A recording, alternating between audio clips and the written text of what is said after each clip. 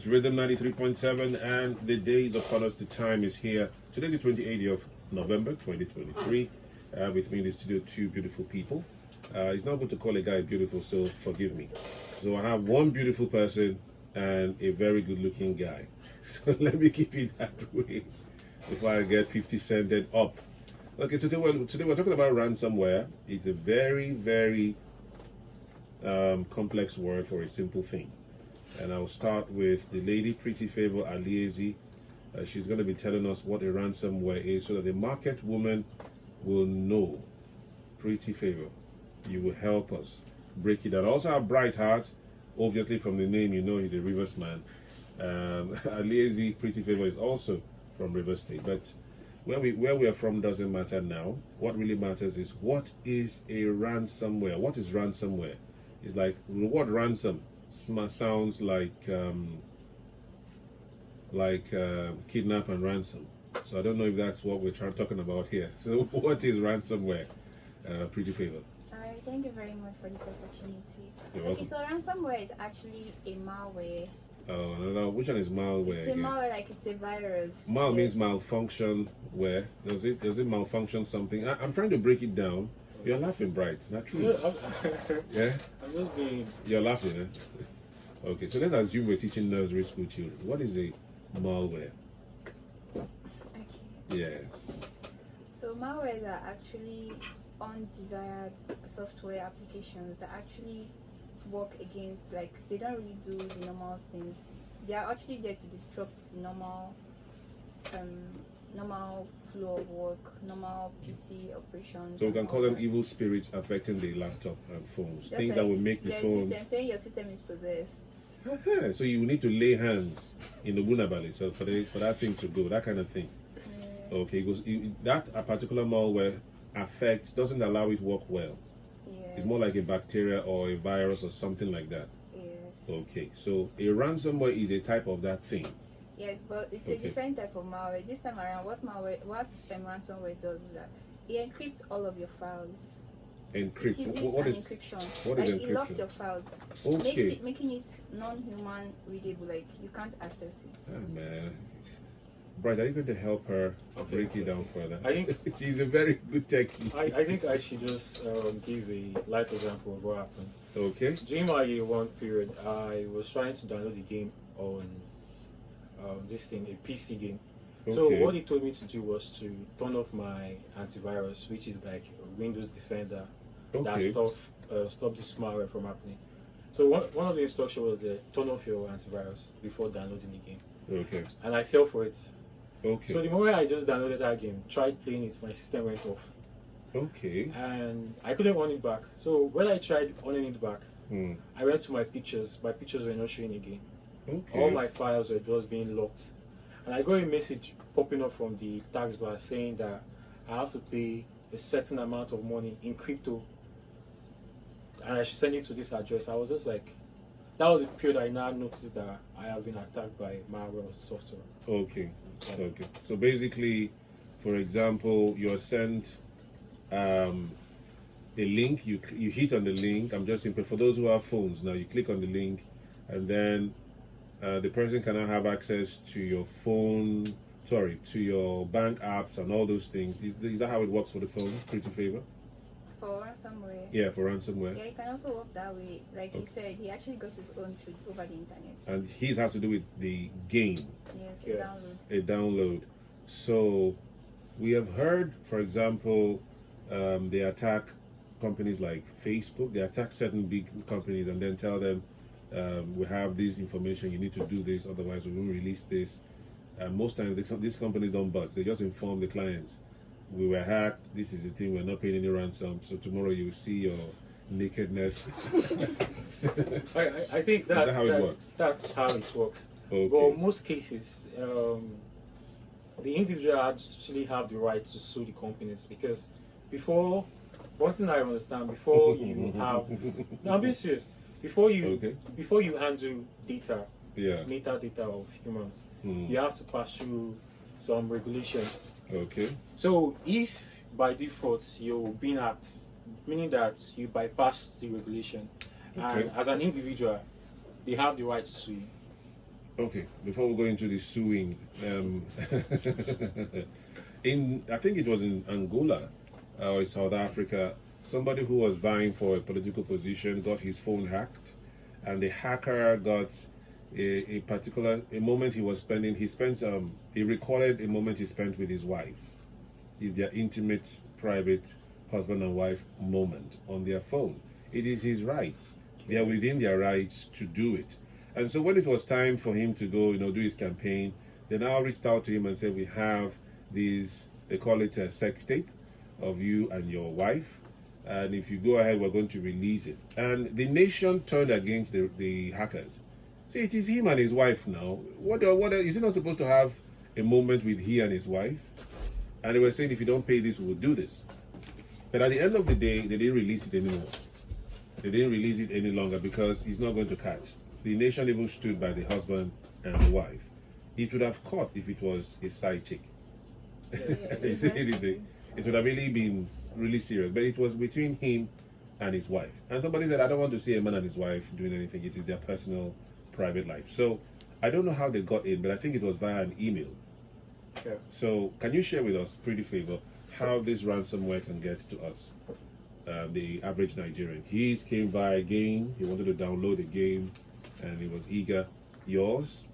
Okay, sometimes downloading attachments on emails.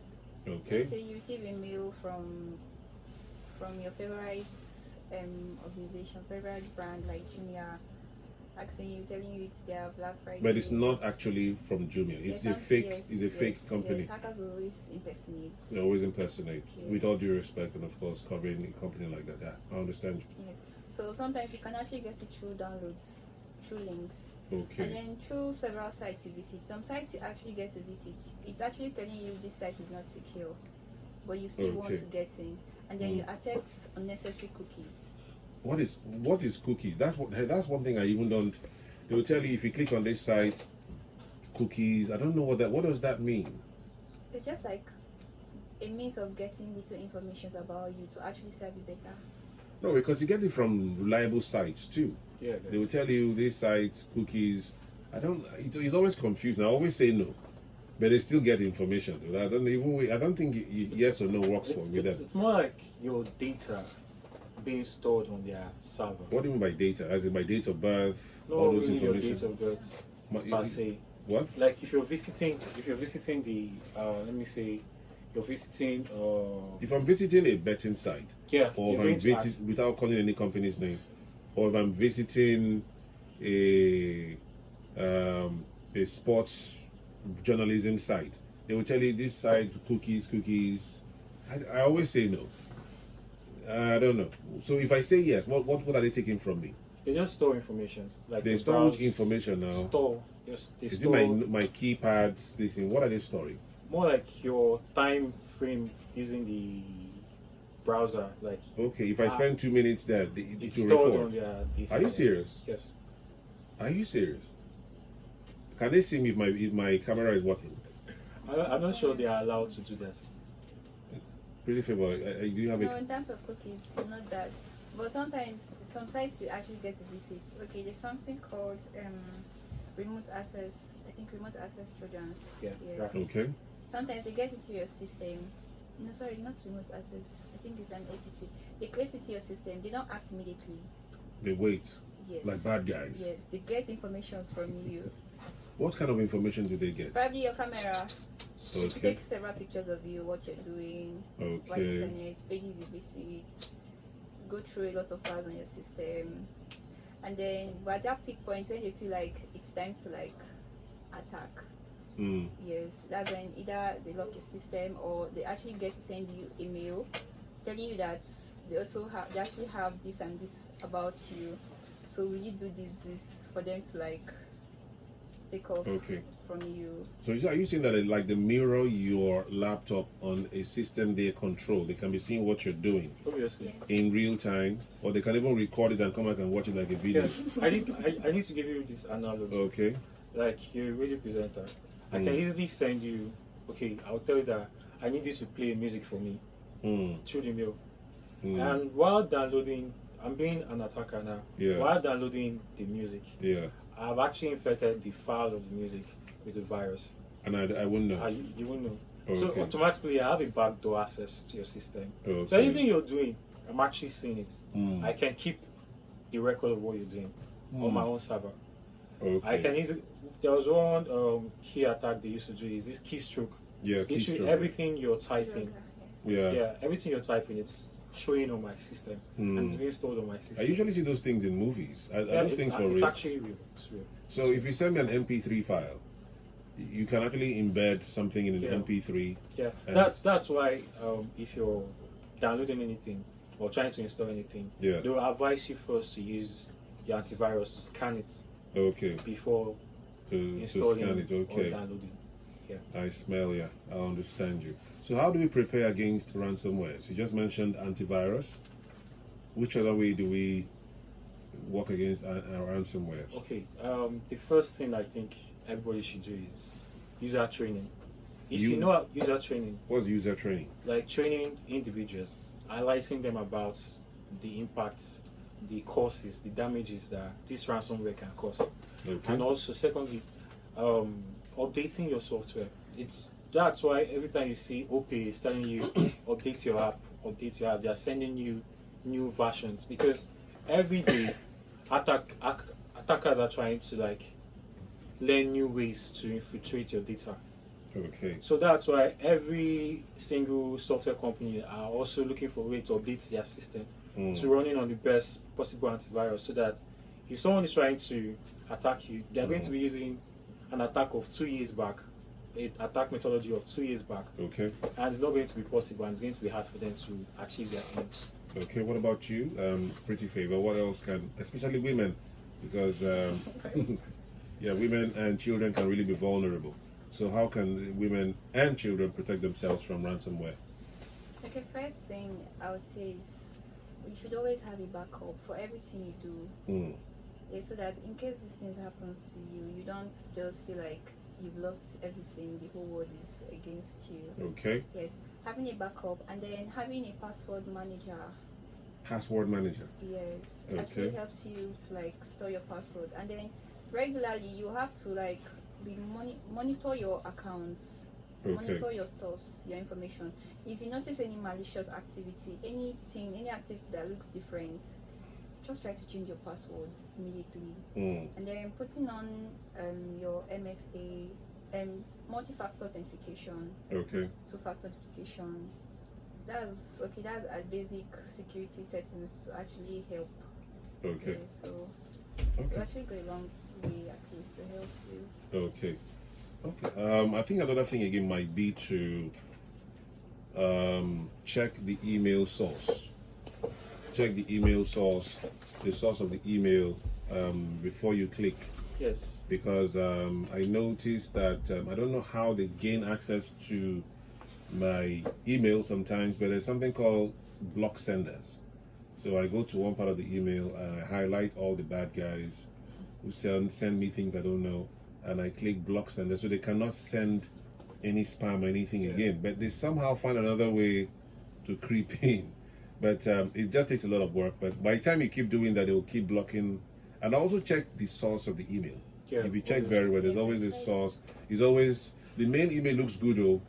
But by the time you check the real source, From you will the now notice sender, that yeah. you see A0 saying, this is obviously why, and then you don't click on it. But okay, so anything else you guys want to chip in before you jump off? I think basically it's a good thing for us to take our time to do more research about it. Okay. It's not left for cybersecurity analysts to do the research. As humans now, we have to like be security conscious. The way you lock your door before you sleep, the way you close your windows before you sleep. I think that's what we need to do online. We need to take precaution, monitor what we post online. Unknowingly, you're posting your passwords. You're using your password for like 10 different websites. And that's kind of like crazy. It's a risk. It's a level 10 risk when you're using, because once I get one of your password, like once a hacker get one of your password, it automatically tries to use that same password on the next website he knows you usually visit, and once it works, there's no end to it. Okay. So we should keep changing our passwords. Not actually changing your password. We should make it more difficult. Yeah. Also update it every 3 months if possible. Every what? 3 months. A password. Yes. Are you serious? I just have one and that's No, I think it's a good practice to update it every 3 months. every 3 months. Yes. Oh Lord have mercy. What if I update it and I forget? Because that's one thing again I have. She mentioned password manager. And what if I forget the password manager? It happens, man. There's school fees to pay. Anyway, thank you very much, Brightheart, for coming through. I'm Pretty Favor Lazy. Thank you very much for coming through Thank you. on today's edition of the STARTITUP show. So please protect yourselves.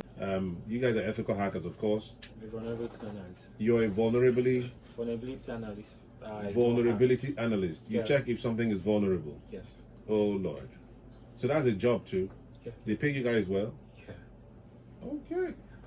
I like that. Anything that pays well. Why are you laughing? It's kind of like a full school, like a university with different courses. Like Yeah. people have the ethical hacking side, people have the vulnerability analysis. What I do is monitor systems. So you play the devil's advocate. So by the time they give you the app, you say this thing, let me go and wound it. And then you go and check. Yeah. Say this is the problem, this is the problem, this is the problem. And how to resolve this issue. You also resolve them. Yeah. Okay. But the good thing is that you work for the good guys. Yeah, So obviously. do you also hide some of the things that are vulnerable? It's against It's against the policies. ethics. Yeah. Okay. Thank you very much, guys, for coming through. Wishing you guys the very best. Huh? Thank you.